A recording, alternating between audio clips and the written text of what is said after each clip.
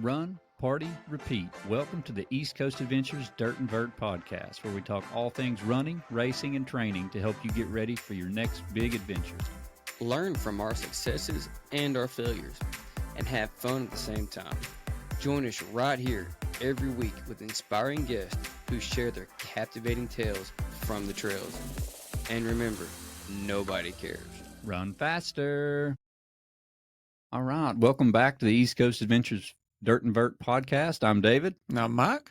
And we have a special guest today, Misty Heron. A lot of you all may know her as the amazing photographer that you see at a lot of these larger races and events, but Misty's also a very decorated ultra runner. Misty, if you don't care, can you tell us a little bit about who you are and how you got into running? And then we'll talk about photography later, but let's focus on running right now. So I was always very active. Growing up, I played a lot of soccer. And so when I got too old to play soccer, I played through college and then kept on getting hurt like into my 30s playing. And I thought I need to hang the hat on that. I just started running again. And I always loved hiking. I've done a lot of backpacking, a lot of like just hiking through the Smokies or any type of mountains. And so I wanted to combine the two loves, like hiking and running. And so I noticed that KTC had a trail series, and I started doing their trail series. And I met some people that I think one day after a race, I was talking to them and they were talking about doing these crazy distances. And I was like, I want to do that. That sounds fun. And so that's how I got into the running part of it. It's kind of like peer pressure, right? They didn't even have to do any peer pressure. I was like, sign me up. If you're going to smoke and running 25 miles this weekend, let's do it. I'm there. How big of a change was that going from soccer? Did you like start out slowly, or did you jump right into doing, I see your first looks like you jumped right into a 50K based on based on your results. Looks like Norris damn hard. But did you do any small stuff before that? Just like the smaller KTC races, like the 10Ks, and I think I had done a marathon. But what I loved about the trail running was that I could hike a lot of it, and that was like a big draw for me. So I was already in pretty good shape playing soccer. You have to be, and I was running to stay in shape for that anyway. So it's not like I just started running then. I mean, you do a lot of running in soccer, and you do a lot of running to keep up for soccer. So I was used to that, just not trail running. Trail running was really new to me, and I loved it because I loved the running part of it, but I also love being in the mountains, and I love hiking, and I love that I could hike during a race and walk. So what made you decide to go into doing longer distances then? Like if you started with the KTC shorter races, it looks like you quickly jumped into 50Ks, 50 milers, 24-hour races. What was that little nudge? I think just talking to the people after races and realizing that it could be done. And I was curious if I could do it. And so it was really just a curiosity thing and thinking, if they can do it, I can do it. And if I may not I've never ran that kind of distance. Well, I had run one marathon. It was like out in San Diego. I think it took me like 4 hours and 45 minutes, and then I hated every minute of it. And I thought I'm never doing that kind of distance again. But it's so different when you're on trail than, you are when you're on the road. It's like, it's completely different. Yeah. For me, it's like it's kind of relaxing. It's something different. When I'm running on the road, I don't feel the same as when I'm running on a trail. Like I'm outside, I'm in nature, see the trees, running on a road. I'm about to run my first marathon, so I may be in the same boat. I feel like sometimes you're more present on the road. Like you keep your surroundings are always aware of it. When on the trail, you can kind of get lost in the forest more or less. You don't think about, with that car, this, that, it's so much more relaxing in the forest. Yeah, it really is. It's zen-like. You can go out and just completely shut your brain down. I love that. You're going to get me back into running, me talking about it. Definitely not marathons, though, right? We know where races are. So let's see. We start out with KTC races, and then you jump into Norris Damn Hard Trail Race, which is a 50K. Mhm. And it looks like you do a couple of races throughout 2012. Just monthly, literally. Yeah. And you went full steam ahead. Yeah, I get obsessive about things pretty easy. I'm sure like that's most of ultra runners, but as soon as I know I like something, I'm all in. And so I was just like, okay, I love this, and so what else can I do? And so I was trying to keep my schedule full because I loved it so much, and I wanted to see what I could do and how many miles I could do. When I did the dirt circuit race, which was my first 100, I went in hoping to do 100, only because I felt like if I didn't make it happen, it wouldn't happen for some reason. I just was like stubborn about it, and I just went in and I was like, this is what I'm doing, and I'm going to break my back to do it. And so, well, what's interesting about you saying that is I see some of your results, and like Lookout Mountain, that's a hard race, 50 miler, but it looks like dirt circuits, you win that race overall, male and female. Oh no. And I'll have to say this. No, I wasn't overall. It was, crap. What's his name? Did you and Steve tie? No, okay. No. You and Steve Barber before me. And if I came in time to do another loop, and he woke up to come out there, and he was like, if you're doing another loop, I'm doing another loop. It's going to become a race. And I was like, nope, I'm good. I fit my goal. That's it. Well, that's still impressive. You've not done anything of that time or distance, and you jump straight into a 24-hour race and you win it. You win at least first female, regardless, second overall. But it also looks like maybe something clicked at that point, because your results get considerably better after that race. And do you think that something mentally clicked, like you're like, I can do this, I'm tough, or did your training just amp up more after that? Because you have like Georgia Death Race, you finished second place. Cruel Jewel, you finished first place female, 100 miler. So I mean, it looks like something significantly changed. I think probably just the experience of running, knowing that, oh yeah, I am capable of this, and I didn't feel worried about pushing myself as much as in the beginning. I wanted to. My main goal in the beginning was to finish, and so I guess after that, like when I really pushed myself for the 24-hour, I was like, no, I can do this, and I can push myself, and I did realize too, like, fast flat races aren't my thing. I'm not a fast runner. I feel like my strongest times were our strongest races were really hard races, like mountainous races, because I could hike, and I'm a fairly decent hiker because I have a background in it. So I definitely am not like a great runner. I think I'm just a good hiker more than anything else. And that makes a huge difference, especially in those hard mountain races. And like Cruel Jewel, I mean, that's a prime example. You obviously must be a great hiker, because, I mean, you were 11th overall, first female. You did it in 30 hours. I mean, that's a race that some people can't finish because it's what, 28,000 feet elevation gain, or 30? I think it's close to 30. Yeah.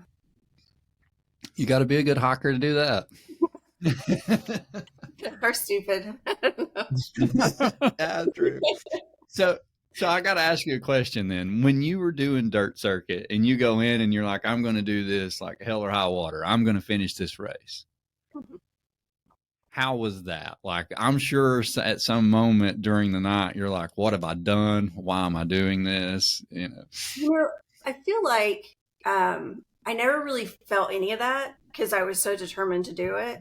And I had made a plan for myself. I wanted to run most of the first 60 or 70, push the first 60, and then hike the rest. So I pretty much came in, and I think I had like 10 hours and 30 more miles to do. And I was like, I'm not running another damn step. I can I think people were trying to get me to run, and I was like, no, I'm hiking it. And I hiked out the last 30 miles. That's Oh, awesome. wow. You executed that plan exactly. Yeah, I was because it was my first one. I just was like, I was worried if I kept running that I would, burn out, or that I would come up to that point where I was like, what have I done? And I didn't want to do that. I knew that I could do 60 or 70 and feel okay. And then I knew I could also hike that long and be okay as well. So I was like, I'm just combine the two and it'll work out. Well, it seemed to have worked. That's awesome. Did all of this seem just natural? Like you had just found your spot in ultra running? I mean, because your results are like, wow, that it just seemed like, okay, I'm at home with this. This is what I need to be doing. I loved it. I don't know if I don't know if I ever thought that. I just felt like I loved to do it and I was going to continue to do it. And the harder it was, the better it was for me. Oh, cool. Yeah. At what point did you decide to get a coach? I got a coach right before. Really, the thing that did it is I had put in my name for the lottery of Western States and Leadville, and Hard Rock. I put a ticket in for all that, and then I got into Western States, and I thought I probably need a coach. I wanted to go out there. I never ran at altitude, and I just wanted to be sure that I was doing all the right things. And then after Western, I was extremely burnt out of running, and I thought it was more a motivation thing. I was like, okay, now I need a coach to keep me motivated. Because the last year, so I ended up getting in Western States and Leadville in the same year. And I deferred Leadville. So when I got into Western States, and like a couple weeks later, I get this withdrawal notification from my bank, and it was like, you have overdrawn. And I was like, what? Like $400 on anything? Because I had no clue. I was like, there's no way I'm getting in both. That's not going to happen. So, and I did. And I was like, there's no way. I don't recover well from 100-milers. I need a lot of time in between. So I knew that it'd be really hard to do Western States and then Leadville. And I wanted to finish and do both. So I just deferred it, which was a really good decision for me. But also that year was really hard because I had really burnt out on everything. So all of these results up to Western States was basically you and your own training and finding your way through there. That is impressive. So I just want to read some of the results real quick. So dirt circuit, 24-hour, 100 miles, first place female, second overall. Georgia Death Race, second overall, 15 hours. Cruel Jewel 100, first place female, 30 hours. I skipped one. Power to the Tower 50K. I've never even heard of this. First place female, 5:58. What is that? Power to the Tower. I don't even think they do it anymore. It was I think it was in Kingsport, at one of their local parks up there. Kingsport. It may, but I don't know. It's a local race. Yeah, it looks like they haven't put it on since 2016, but man, it looks like it's got some elevation. But I did it.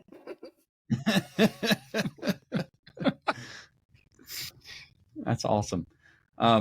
So Power to the Tower 50K, first place female. Let's jump on up. Rock and Route 30K, fourth place female, 3 hours, 20 minutes. Cumberland Trail 50K, first place female, 7 hours, 19 minutes. Duncan Ridge 50K, 7 hours, 35 minutes, first female. Savage Gulf Marathon, first place female, 5 hours, 25 minutes. And then this race is probably near and dear to your heart since you take a lot of pictures on this trail. Yama Crawl 50K, second place overall female, 6 hours, 28 minutes. So going through this list, I know you say you don't recover from hundreds very well, but you recover fairly quickly because you're running these races pretty hard. 50K and you're doing them like month after. I mean, there's the Cumberland Trail, Duncan Ridge, those were a month apart, and you won both of those. So yeah, that was before I burned out, maybe. Well, you have such an impressive running career. It's when I got to looking at it this week, I didn't realize all the races that you had ran. Like, I'd heard people tell me how great of a runner you were, but until I looked this up, I had no idea that you had ran all this stuff. And I was like, wow, Misty was an amazing runner. I'm just going to keep going through the results, and then we'll follow up on a couple of races here. But I just want everybody to hear this list. Merrill's Mile, 6 hour, second place female. That's one of Cindy's favorites. Oh yeah. Holston River Endurance Challenge, 12 hours, second place. Female, 51 hours. Iron Mountain 50 miler, fourth place female. Pinnacle Tower 50K. Man, I haven't heard of some of these. Second place female. Ooh, Pinhoti, 100 miler. Fourth place female. That qualified me for Western States and Leadville. So of all the hundreds you've done, so we've got Pinhoti, and I can keep reading all these race lists, but it's just an impressive list. I mean, you've continued, but we got Western States. You've also got Georgia Death Race on here. You've got Leadville Trail 100. So of all of the 100 milers, including Cruel Jewel and all those, which one do you think was the most difficult for you? I feel like I have 3 up there, and for different reasons. Cruel Jewel was hard running, hard hiking. It was hard. But I would say physically that was probably the hardest race for me. Mentally, probably Western States. I got really sick there about 40 miles in, and I was throwing up, and I was like, I got hyponatremic, and I had to stay at like one of the aid stations for about 45 minutes before they would let me go on. And I was so determined to just do the race that I was just like, there's no way I'm just going to finish, even if I'm the last one to come across. Mm-hmm. And so mentally that was really hard. I had never cried in 100, or any time I've been running. And I was so emotional during that race. Like, I'd come through, and my dad had come to help crew and cheer me on, and he was like, Christy says hello, which is my twin sister, and I started bawling.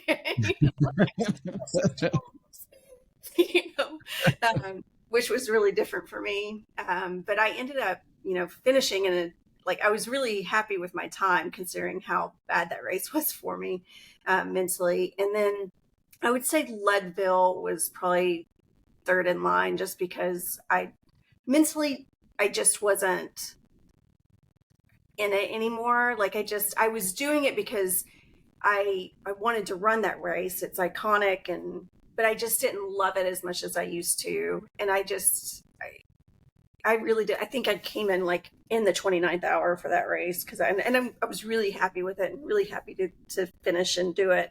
But I think a little bit of me didn't want to be there, so that was kind of tough. Mm-hmm. Yeah, so you started in 2012, so 2012, and you kind of retired at 2017, but it looks like you did end up throwing another race in at some point. You did the Yeti 50. That was your very last race? Oh, yeah, that's where you wake up Which you won. Yeah. No. That's one of those ones everybody won. As long as you did it. Oh, I got you. Was it a virtual race? Yeah. I didn't even see that. So what kind of race was it? What was the rules in this one? Okay, so I think you had to. It was 50 miles total, but you had to run every 4 hours. So many miles. Yes. I remember seeing something like that. Yeah, it was kind of during the COVID era, and so I was just like, I was running during that time, but not anything. I mean, I was just going out for 3 mile runs or a 5 mile run here or there. Well, we all had to do something during COVID, so yeah. But I was just like, maybe signing up for this, I'll get motivated, and so that's what I did. So yeah, everybody was in first place for that race. I got you.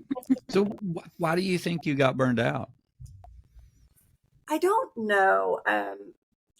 When I went into Western States, I was really excited about it, and I got really sick during that race, and I don't know what happened. It was like I came home and I took a break, but after that, running never felt easy again. It just like it felt like such a chore to do. Like I would go running and it was hard. It just felt hard, and I realized I was like, well, maybe I'll have some hard runs here and there. And it'll come back. But it was like a full year of running, and I never just had a run where I was like, yeah, that felt amazing, and I was like, maybe it's time for me to hang it up, because I didn't want to continue if I wasn't going to enjoy it. The reason I did it was because I enjoyed it. And I don't want to do anything that I'm just forcing myself to do just because. Well, that's why I asked earlier if it felt like it come natural, because I think at a certain point when you've run for a long time, I think early 30s, and like I said, at some point it almost feels like it's effortless. But then at some point I can relate to exactly what you're saying, where it feels like, where was that effortless at? Like why am I having to think about this running so much now? And for the last 2 or 3 years, it's been definitely something on my plate where, that's where I have Mary, a lot now, because it's almost like I have to give somebody else the thinking part of it, because at some point I think age to me does take a factor, and it doesn't become naturally easy to where you don't have to think about it. And it can be tiresome sometimes, or it can feel like you have a load on you to just do the stuff that you used to just took for granted. Yeah.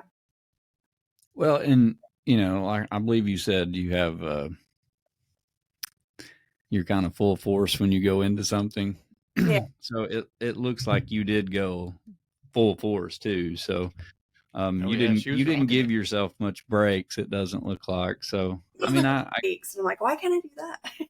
Well, I mean, your race results speak for themselves. Oh, They're yeah. amazing, Misty. So thank you for getting on here and talking about your races and stuff. But we would definitely like to talk through some other things now, like as far as you kind of got burnt out on running at this point. It's not your passion. Is this how you transitioned into photography? Kinda, yeah. So, I had signed up. I was supposed to run Barkley Fall Classic one year. And I think I had run 100 of the month before, and I was like, there's no way I'm running Barkley Fall Classic. But I reached out to Steve Durbin, and I was like, hey, I'd love to volunteer. And he was like, oh, yeah, you want to take pictures? And I was like, I never have. I mean, I have like a Nikon D40, which is like beginner. I had bought it to go on my honeymoon, and I had only used it on my honeymoon. I didn't know anything about it. And I was like, sure, that sounds fun. I'll come do that. And so I was taking pictures. I had no clue what I was doing. My pictures were horrible, but I was really proud of them. I was like, these are actually great. And now I look back and I'm like, I can't believe I thought that was a good picture. But I ended up taking pictures that race, and I was like, that's a lot of fun. And I didn't take pictures again until the next year, kind of the same thing. Hey, you want me to volunteer? And I was like, yeah, take pictures again. And I ended up, it's funny, I was at the finish line, and I was taking pictures, and I was having so much fun watching people like come through. It was I love that energy at a finish line. And I got this one picture that, I mean, now I look at it and I'm like, I mean, it wasn't that great of a picture, but I got so excited about this one picture, and I was like, I want to get better at this. And so it kind of, I don't know if it was by design that's where I went after I started running less, but it just happened that, Steve asked me to take a couple pictures, like twice had me take pictures, and I thought, I love this. And I just went full force into it. I started trying to learn what I could, and I started shooting more Yamacraw, I think that next year. And I just fell in love with it. And especially after I stopped running, I still wanted to be part of the running community. And that was the best way to do it, especially with a new passion. So how did you hone your skill? Did you take classes, or are you self-taught? I'm self-taught. I just ended up watching a lot of YouTube videos, like really listening to people that I respected. I reached out to Howie Stern at one point, and I've worked with a lot of runners or a lot of photographers, and if I have any questions, I can always reach out to them. Everybody, it's a really good community for the most part, and so it really was just learning from the people that have been doing it for a long time, and then also getting on YouTube and being like, okay, how do I get this shot? I don't want my shot to be all blurry. How do I not do that? Well, you've definitely come a long way, because I mean your stuff now is being featured on magazine covers, and I think you just had one, correct, from ultra running. That was my first one on ultra running. That's awesome. Well, congratulations. Yeah, I saw that Barkley Fall Classic picture, correct? Mm-hmm. Yeah. So that's pretty impressive to have not taken like any classes, self-teach yourself, and be as talented as you are. So I'm sure most people listening to this podcast know who you are, but if they don't, Misty takes probably some of the best pictures that focus around emotion in a race. Like that is like, and I don't know if anybody's ever told you that, but like that is like your thing. Like in a race, you somehow always find a way to pull out the emotion in the race on the people's faces, on the runners' faces, to catch them in their best and their worst, which I think is, that's the part of the running that people want to see. It's like, how did you feel? And you do such a good job. Like your pictures tell such a story of like the emotion that's going through that person. And that's the one thing, like I've heard people talk about your pictures, and that's what they always say. That's what I've always noticed. I mean, me and Mike and Matt will look at pictures and we're just like, Misty took that. We can almost tell when we see the picture. Well, that's that is my favorite thing to capture, is the emotion, like the feel of the race.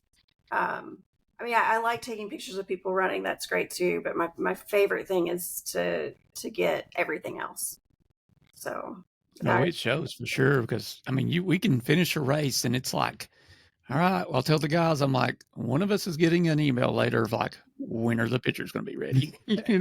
That top deal. They're like, I'm glad you guys had a great race. Here's your finisher medal. When are the pictures going to be up? So, I mean, you capture it for sure. I mean, they love it. And like I said, as David said, the good and bad, I think even as a runner, as an ultra runner, I want to see when I'm struggling. I want to look back and think, man, this was real to me, and you catch it. I mean, you've been in numerous races of ours, and you catch the emotion, and they're able to tell their family or relive it, and they see it. And what I love about Misty is that she's not bashful. Like if someone is laying there about to pass out, she's going to take your picture. Mm-hmm. Whereas some people's like, I'm not going to do that. No, Misty gets it. And I love it. She may not show it, but she's going to take that picture. There's been a few times where I'm like, maybe I should like let them take that. I think one time some guy was throwing up. I mean, he was in a bad way, and I was like, okay, I think I'll just leave him alone. Most people are like, why are you taking a picture of me coming up this hill? And this is going to be the worst picture ever. And I'm like, this will be your favorite picture. I promise. Exactly. Definitely. And, and that is so accurate, because like some of my favorite pictures are ones that you've taken of me where I've like failed, or I'm about to pass out, or I'm sick. That's like some of my favorite pictures. Mid-state, you've got some good ones. And I think even Barkley Fall Classic, that one year I ran it, but some of my favorite pictures are those that you took where, I'm in pain or these things weren't going my way. And I'm like, oh, that's going to be terrible later. I can't wait to see this. But it's always so good. Like, I love them.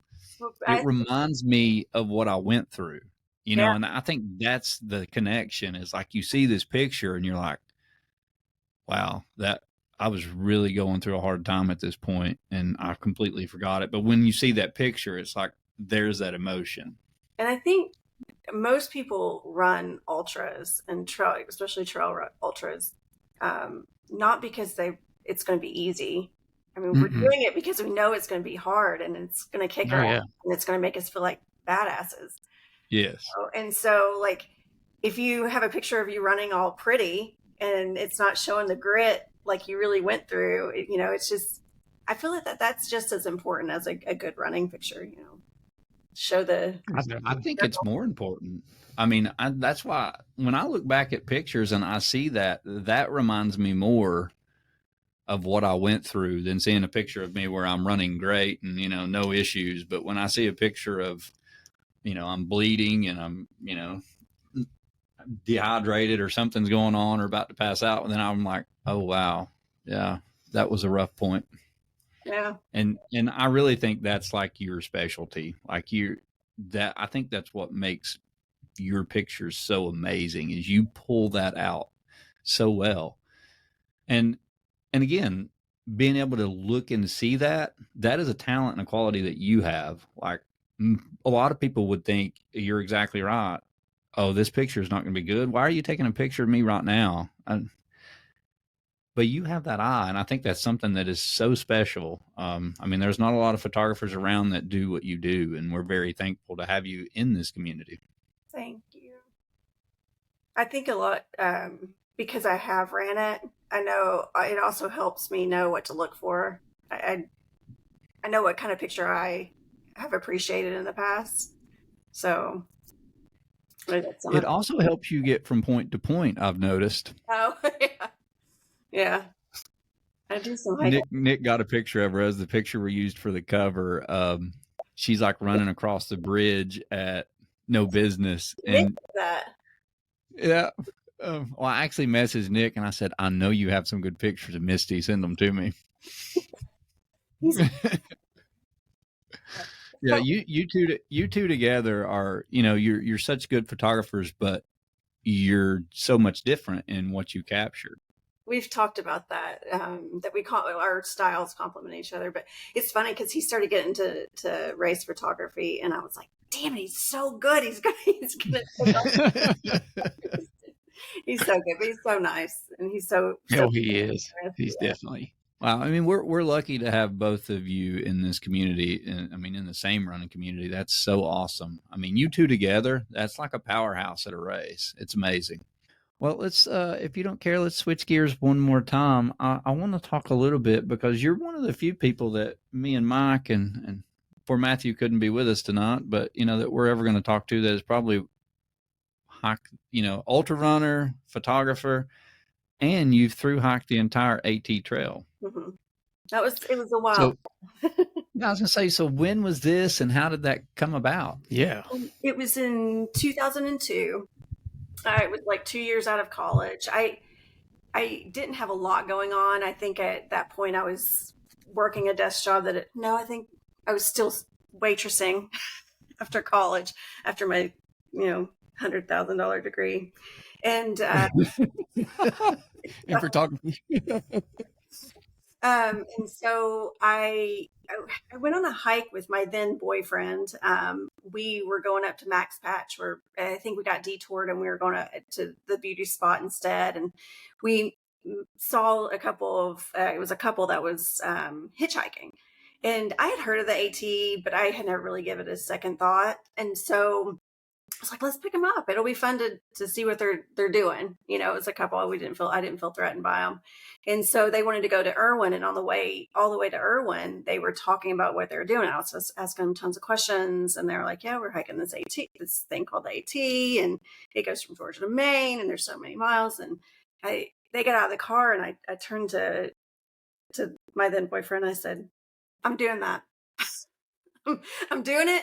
I'm doing it this year, and you can come with me. You cannot come with me. So that was that summer, and then 8 months later, I had planned everything, and we went. Oh my goodness, that quick! Yeah. So at this point in your life, have you ever hiked or camped or done any of that? I had hiked. I had never backpacked. So I think the closest would be like car camping. Like I had stayed in a tent, but it was like next to the car. And so, it was all very new.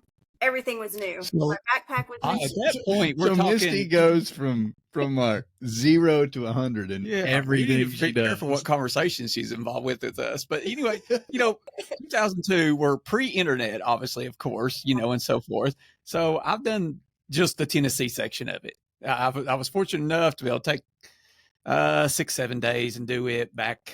I don't even remember how long ago. It's got to been 20 years ago myself, roughly. And So did you mail all your stuff? Was it that deal? Did you get all your data out of books, et cetera, and so forth? Because I've read a couple back then when I was somewhat interested about how it was done. And there was always these landmarks where they would either mail it to a post office or, mail their shoes there, or a family member would bring them or mail them somewhere. How did you go about it? I think we had only maybe 2 mail stops the whole time. Okay. The Appalachian Trail, even in 2002, I mean, it was very easy to hitchhike. So I have heard it's completely different now.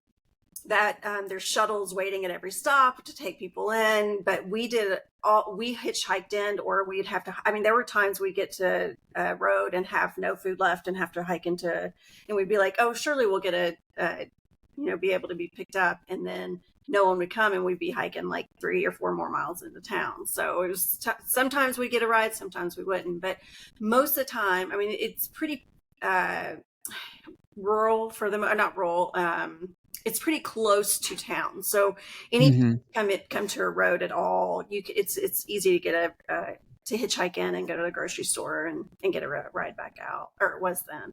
I think it's changed a little bit now, but I've gone hiking or running, and people are like, I hear through hikers come down, they're on their phones, talking on their phones. Yeah, so I'm saying you done it when it was epic. So exactly. Yeah, you were like, we didn't take phones or anything. I remember having to, if I did make a call, it was on a payphone, or from the, wherever. Is that kind of like back in the day when you would call 1-800-COLLECT and be like, who is this? Yeah, I did. Tell Mom I'm on the way. I think I did that a couple of times. Yeah. Did you do it by yourself, or did you have a group of you? I did it with my then boyfriend, and we did it the whole way together. Okay, cool.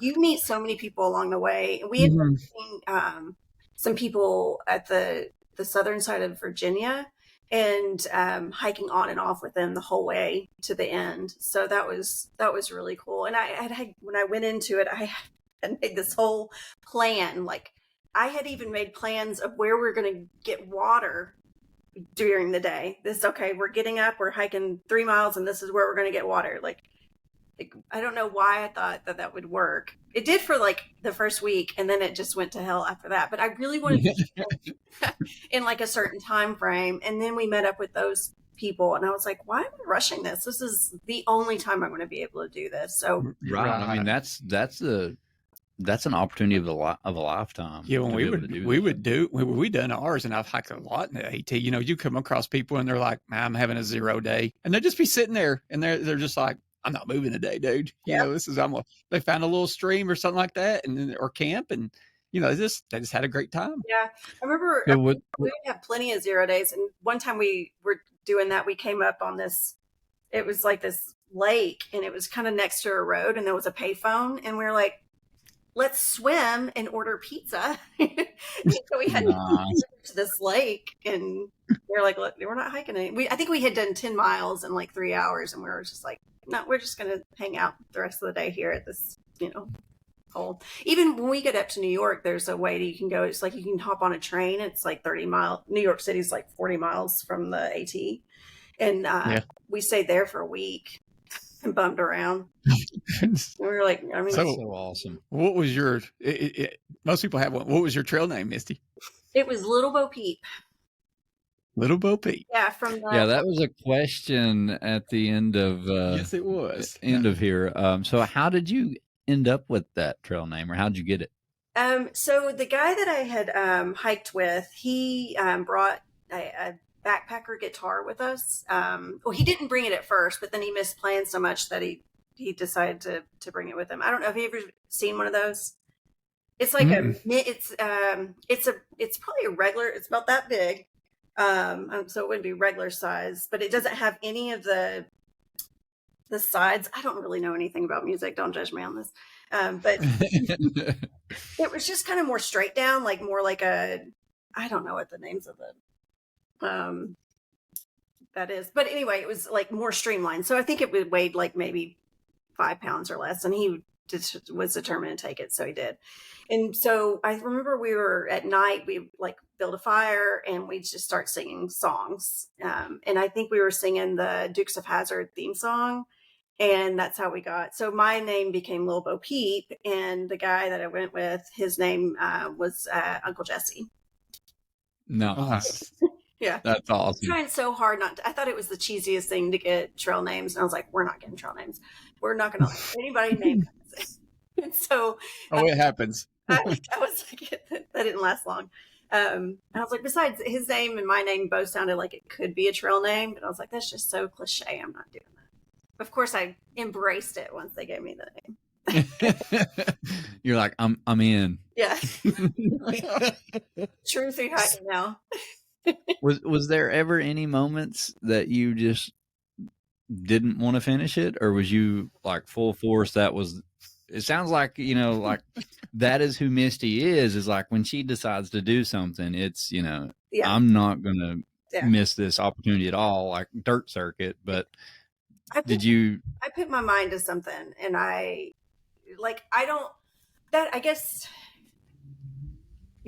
don't have things creeping in like, you shouldn't do this. I mean, I did get homesick a couple of times, but never did it cross my mind not to finish, because that was my goal to finish. So I was going to finish my goal.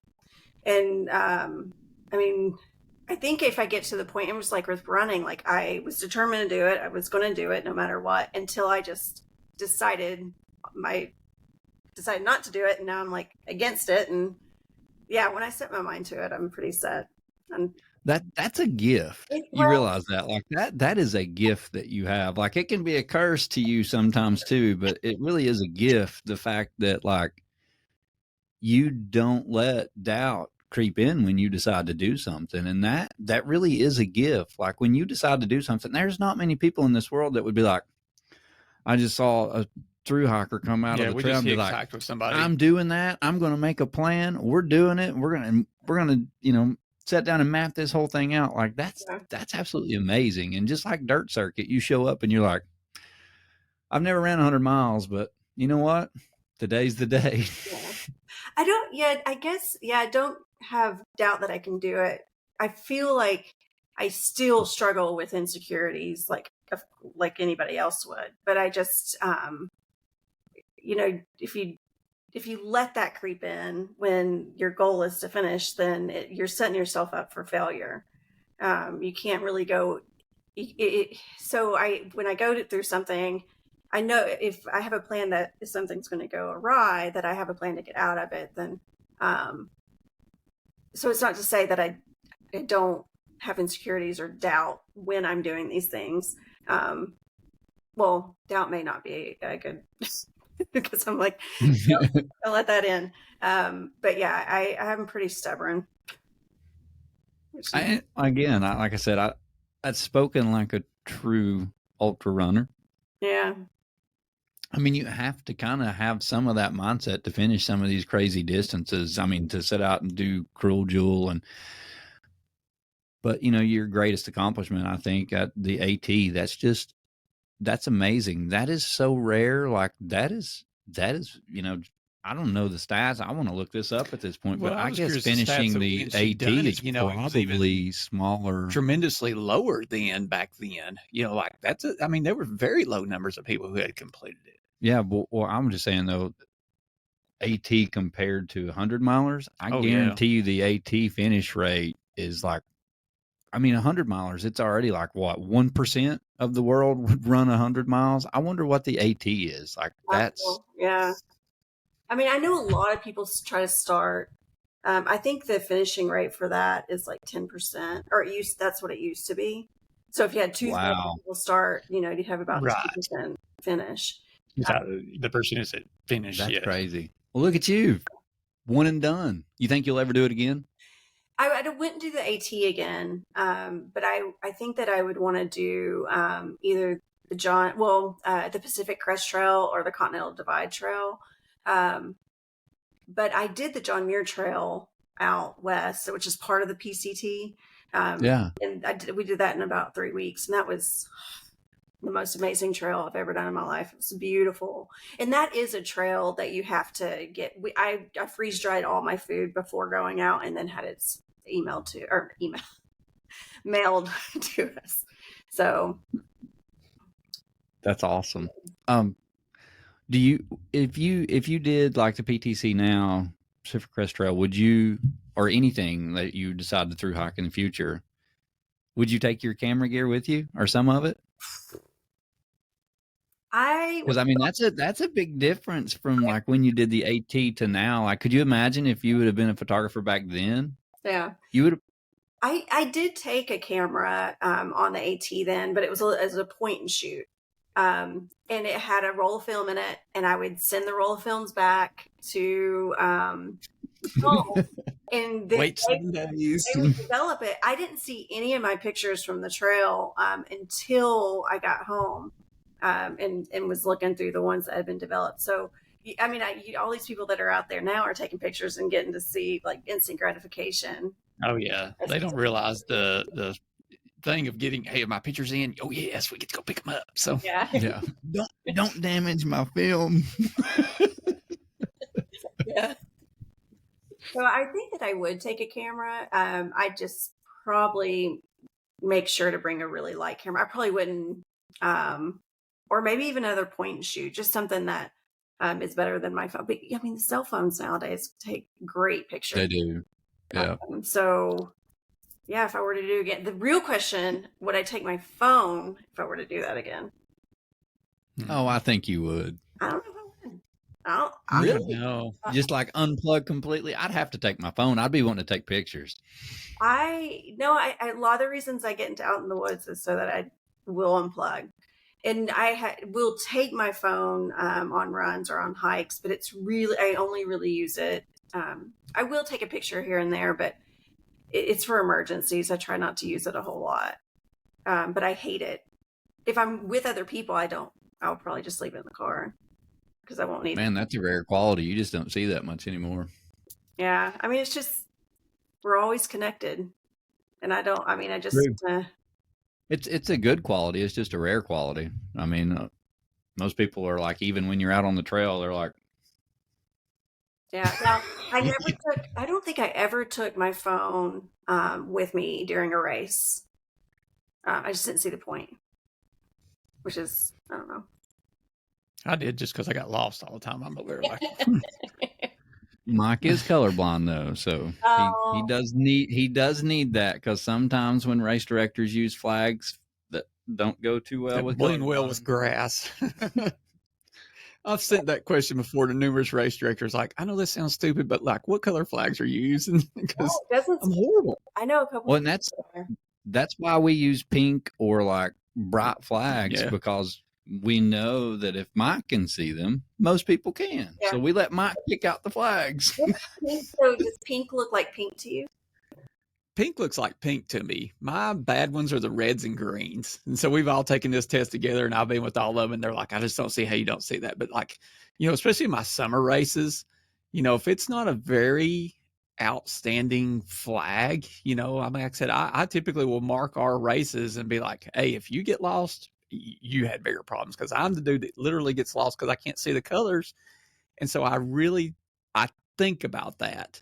And of course, we try not to, over flag one, because you still want to be in nature and so forth like that. That's the last thing you want to see is basically road signs. But, it is tough for me, to say that. Is yellow your hardest color to see in the woods? No, I can see yellow. It doesn't bother me. It's usually orange, reds, and greens. And orange is like the typical flag you can go to any hardware store and buy, for construction sites. And so, when like Kathy, she always uses pink at most of her, events. And so I can always see, Tony and Kathy's flags very easily. But, when you get into the oranges, I can run by something, and if it's ground level, I can run by it and not see it. And then I start second guessing myself, and I feel like, okay, now what have you done? So you should get those color correcting glasses, for color. I've always wanted to try a pair. I've always wanted to just be like, man, maybe, but then I might be mad at how I'm missing part of the world. I mean, I'm not horrible. I don't see this world as black and white necessarily. I mean, I see colors. I just should try some then. Might open up a new world to you, Mike. Do it on the podcast. That would be fun. Your reaction. Mike will walk outside and he'll be like, I hate the color of my car. Yeah. So there's one other cool thing about Misty that you may not know, Mike. I I don't know if you know this or not, but did you know that Missy's a pretty damn good rock climber? No. That's another thing I don't do anymore. Yeah. So, how did you get into rock climbing? I saw some amazing pictures of you, and apparently you were really good at rock climbing too. Decent. I had fun and I loved it. I was old when I started, so I didn't get too good at it. But that is a wonderful sport. I would really like to get back into it. It's one of those things where it's ego that's keeping me from it, because now it just be starting all over. And I don't. But it's so much fun. I just need to do it. It's such a mental activity, and really social too. But it's very mental in a way that you're trying to solve a problem, essentially up a. Mm-hmm. Well, and it's I could see the draw to it. I've done very little of it. I'm very little, but from what I have done, it seems very much like trail running, as far as like you have to be present the entire time. Yeah. Oh. And that I could see the draw to that, because like you have to be aware of what you're doing the whole time. Were you mostly indoors or outdoors? What was your preference? They're both. I mean, of course, I started indoors. I think I got like this Groupon one time for on-site rock gym, which is right down the road, and I was like, "Oh, this sounds like a fun afternoon activity." And same thing happened, like in the story of my life. And I spent all day there, and I got done, and I was like, "I'm getting a membership," like just like that. I loved it right off the bat. And Misty was ordering gear, planning a trip to like the canyon. It's like, what rope? I don't need rope for this. Hey, but I think that I've gotten better. I can do things in moderation a little bit better now, which I'm really proud of myself for. Instead of just gung ho. There's nothing wrong with that. I mean, there really isn't. Like I think that's a passion, like if you find something you like that much and you jump into it, that's awesome. That means you found something that you love. There's nothing wrong with that. Yeah. How long did you rock climb? For about 5 years. And then oh wow. It's just, I think it was around the COVID time. I was still climbing, but I fell from at the top of the boulder wall. This was indoors, and I sprained my ankle real bad, and I couldn't even walk on it. And then I was still pretty active, not like doing hundreds or like doing anything crazy. Rock climbing was probably like the most active I was, or my most active activity. And after I sprained that ankle, I was just like, and COVID happened, I got really depressed. And then I was just like, I have been going hard my whole life. Like that's how I kind of felt. And all of a sudden I was like, I don't want to do anything anymore. And it was like, so that's where it can get bad, because like once I made up my mind not to do anything, it's been very hard to change it. And so there for like 2 or 3 years, I just was like, I'm not doing anything. I didn't do anything. And now that I want to get back to it, it's like, it's very hard to get my mind. I'm waiting for something to be like, okay, I'm doing that. Just like the other stuff, like, okay, yeah. But it's not been like that. So that's where it hurts me. It kind of went the other way, where I've made up my mind not to do anything, and now it's hard to kind of get back into it. Do you ever feel that way about photography? No. Photography is very zen-like for me. It's a very therapeutic activity for me. Even just so I do races, but I also do a lot of wildlife, and so I can go out. It just allows me to get out into nature, shut my mind down, and just. You just went on a safari trip, didn't you? I went to Africa. Man, those pictures were rocking. I was like, when you said that animals, I was like, I recall that now. So yeah.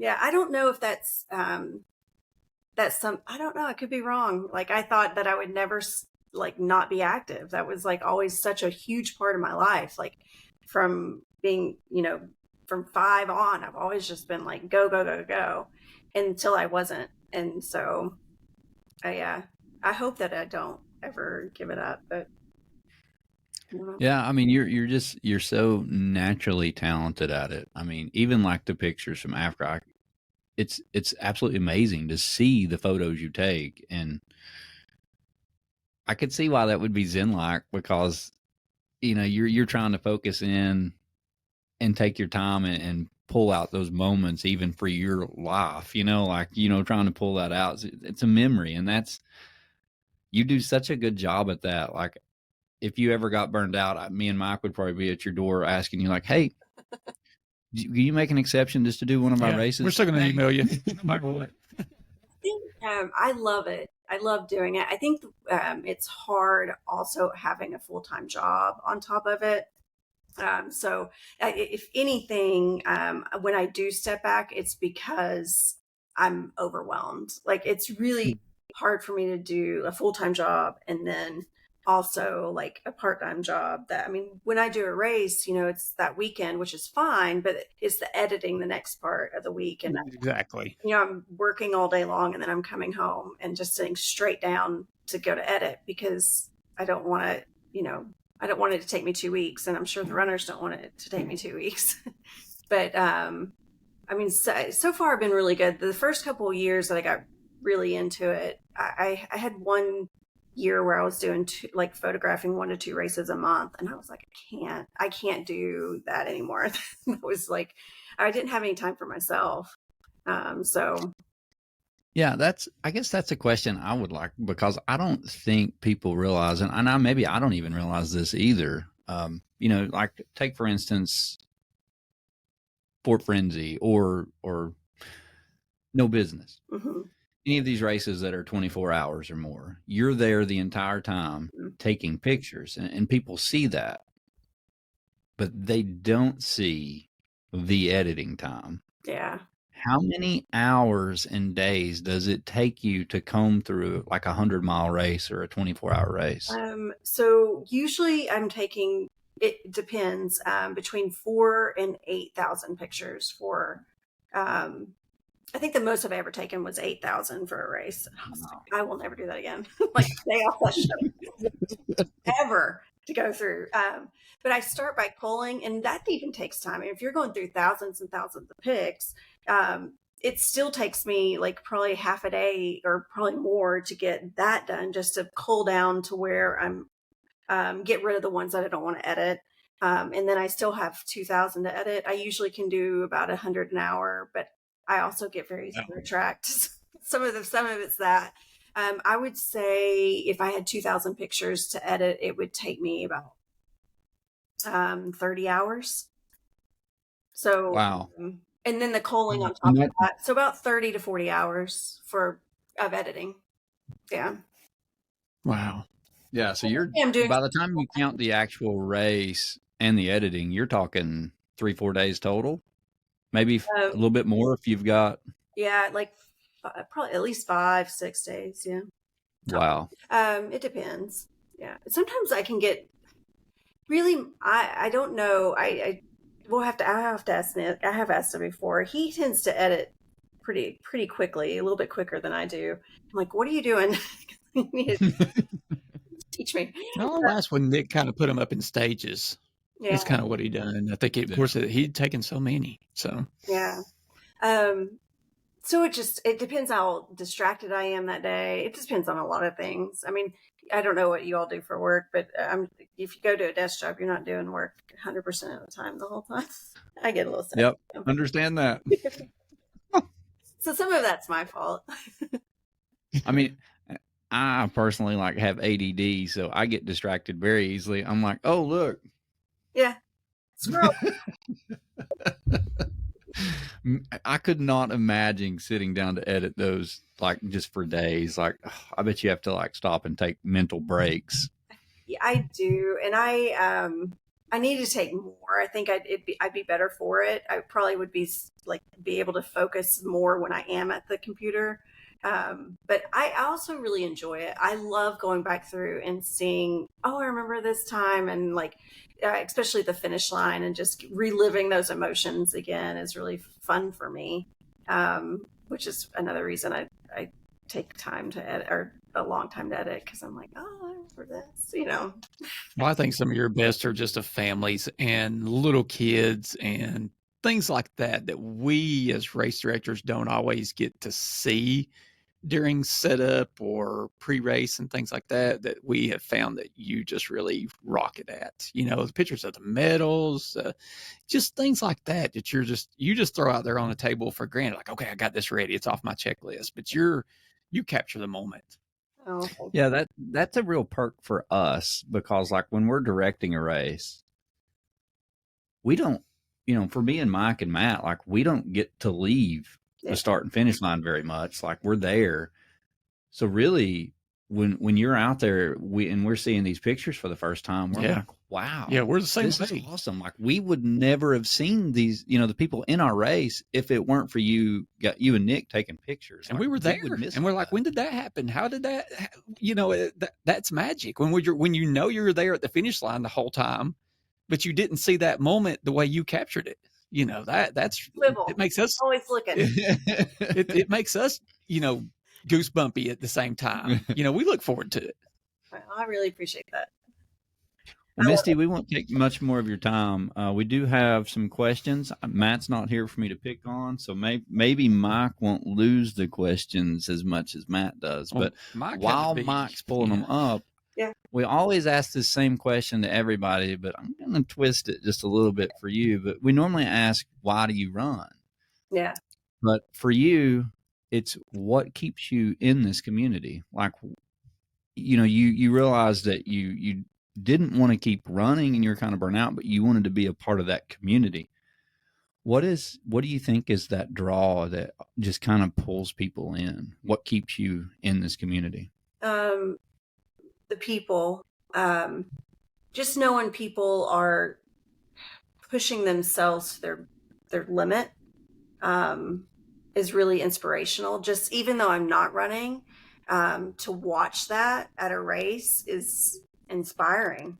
And so I feel, and most people are very encouraging, and they're going to be very supportive. And that's just so much fun to see. I mean, especially at 100 milers where you have families out, and it's not even at this point, I know running is an individual sport. It doesn't feel like an individual sport at a trail race to me.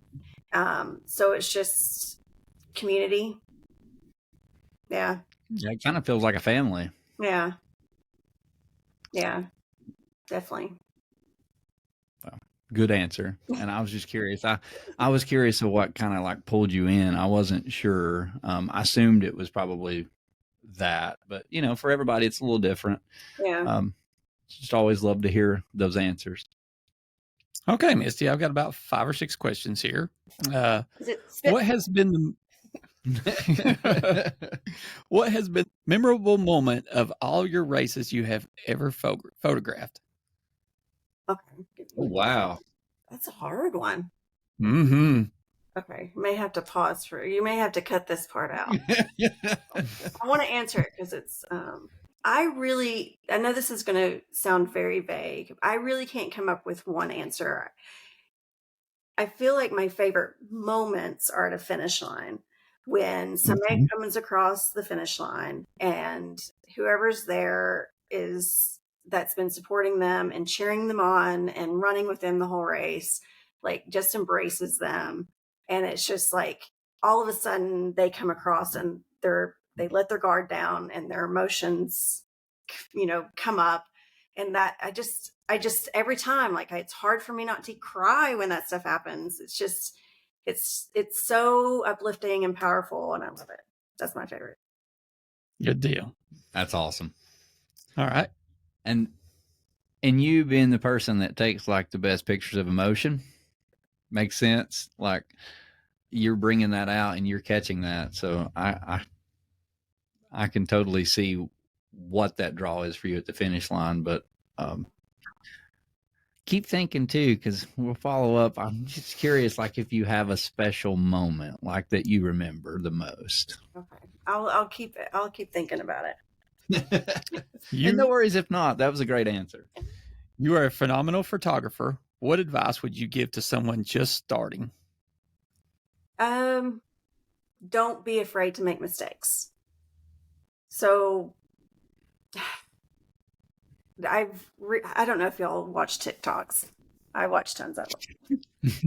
Don't do it. It's addictive. But one of the creators on there was doing a video, and she was like, anybody that has ever been great at something has to climb Cringe Mountain, meaning you got to be bad before you get good, and don't worry too much about being bad. Just do it, because you're not going to get better if you don't. That's the advice I give. Nice. That's how we feel about this podcast. The first 3 episodes were like,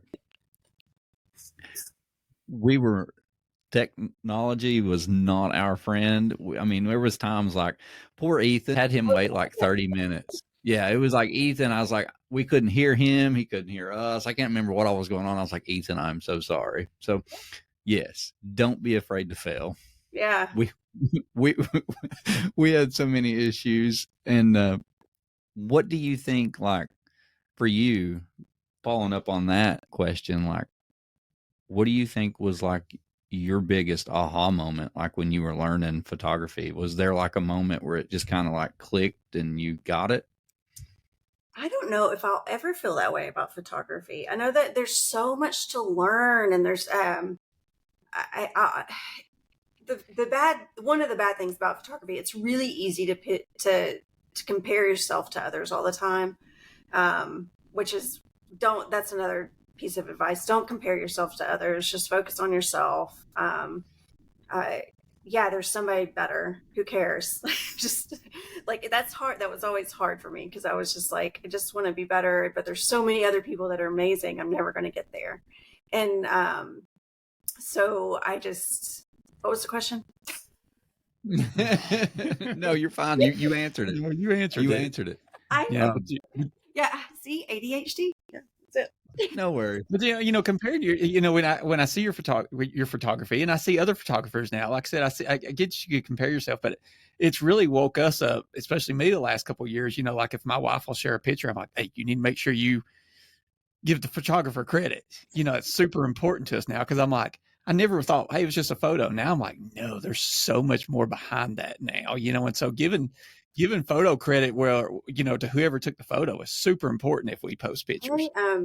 I never thought of it before either, until I started doing it. And I was like, I was doing a lot of crappy things, probably like never, gave anybody credit. And now because it's, when you take pictures and you start to like your work and you're proud of it, sometimes that's all you get is credit. So it's just nice to get sometimes. It's so interesting to me to hear you say that you compare yourself to others still, because like when we're talking about Misty, like, when we talk about elite runners, like we put Misty up there as like an elite photographer. Like people are always talking about how they can't take pictures as good as Misty. So to hear you say that is like humbling to like realize that you still feel like that. I think y'all are partial because you know me a little bit. No, not at all. Like we've asked other photographers to like come to the races, and they're like, "Oh, Misty does your races. We don't take as good at pictures as her." Like that's what we hear. See, and then stop comparing yourself. I don't know where. So that's great advice, and it's just interesting to hear you say that too. Like, because like you really are like well known as far as a photographer and the pictures you take and the emotion. So I think that's humbling, and I think that's great advice for people. But I just didn't expect that answer to come out of your mouth. So I think that's awesome. Maybe there aren't people that, I'm sure there are some people that just don't deal with any insecurities. I have plenty. I have more than we all do. I don't want them. Yeah. That's one thing I have to work on, is comparing myself and like not getting so bogged down and making mistakes. That's always a struggle for me. Great advice for everybody. Yeah. All right, here's your next one. Do you miss running? Sometimes. When I'm at a race and I see these things happening, and I'm like, I start to miss it, and I think I could do it again. I don't know if I'd want to do a 100-miler again, but then by the time I get home and start editing pictures, I can. Look at that guy puking there. Why would anybody want to do this? I did start So I did start running again a little bit last year, and it was just I put it in my brain. I was like, you know what? Just go out and do like 30 minutes. And if you want to walk, walk. So it was more like a run, walk. And it was, again, I never got to that point where I was like, I really want to go on a 10-mile run. It just I never was inspired to do that. I don't know. It may happen again. I need to start doing something because I got lazy again and stopped working out after start. I should have started at the beginning of the year for my New Year's resolution. Okay, there you go. Making it New Year's resolution. I'm going to start working out. Okay, there you go. Next thing you know, since she takes everything so serious, she'll be on front of those fitness magazines, like this. And She'll be running with a camera. Yeah. My dad was a bodybuilder. Oh, really? He went into he got second at nationals one year. He was. Oh, really wow. cool. And my sister, I have a twin sister, and she was training to do a fitness competition. So it's in the blood. Maybe it's in the blood. You never know. Maybe you and your twin sister could do like 100-miler. Oh, she would never tell anybody. It's like I do 50. You just kind of split it up. I did get her to run. Make it your own relay. I did get her to run a couple of the KTC races, and she hated every second of it, and she let me know it. So I wouldn't make her run 100. Well, now you both agree on it. Yeah, that's true. All right, I've got 2 more questions. Okay. Misty, what's your biggest passion? Photography. Photography? Yeah, I'd say photography at this point. I feel like I think it may be an ADHD thing. I'll go for like running that was my passion. Soccer was my passion before that. Rock climbing was my passion for a little bit. Photography is my passion now. I feel like life evolves. In 10 more years, I have this other passion. As long as I'm enjoying what I'm doing, that's my passion. To enjoy what I'm doing. And the last one that I have on here, we already answered the one about the trail name. We covered that. What's been your favorite race to shoot? Oh, don't do this to me. Oh, wait.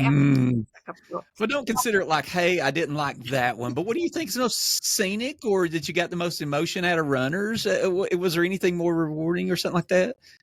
And I'm kind of partial to these 2 races just because they're the ones I started shooting. Barkley Fall Classic and Yamacraw. Or not Yamacraw, No Business. So those 2 races, they were my first races I started. I just have a connection to them just because they were where I learned how to do photography. So I'd say those 2. No Business because they used to go across the bridge and the finish line was really awesome. And now they go to a group camp, which is still equally as awesome because so many people will bring their families and there's places to camp and stay in the cabins around there. And it's just becomes this one big party all weekend. It's so much fun. So fantastic. And Barkley Fall Classic, just because of the emotion there. Yeah, there's emotion there for sure. Well, and like you said, you've got history at Barkley Fall Classic. That's kind of how you got into photography, which is a cool story. I didn't know that. Like you just volunteered and hey, take pictures. Yeah. I guess typical Misty just went like 100 miles an hour in one direction with a camera. So that's awesome. I mean, I that's such a talent though. Like it really is a gift. The fact that you can find something, and what you said was awesome too. Like your passion is like whatever you're trying to, whatever your passion is at the moment. Like your passions can change, but the fact that you can jump into it and just go full force into it and pour everything you got into it is awesome. And the fact that you learn it and do it so well, and whatever you're doing, whether it's running or rock climbing, I mean, your results speak for themselves. Like you pour yourself into it, and we're very grateful to have you in this community and to have you taking the pictures that you do and just being a part of it. Like, thank you so much from me and Mike and East Coast Adventures and other race directors. Like You've created so many special moments for runners and race directors with what you do. We just want to say thank you. Thank you so much. That means much. Thank you. Well, you're very welcome, and you've earned every bit of that. Like, when we see race pictures get posted, I mean, we can basically say, oh, Misty was at this race. Oh, Misty was at this race, because your pictures are that special. And I mean, honestly, you have a gift. So thank you. Thank you. Well, Misty, that's all that we have. Do you have any questions for us? No. Well, thank you so much for your time today.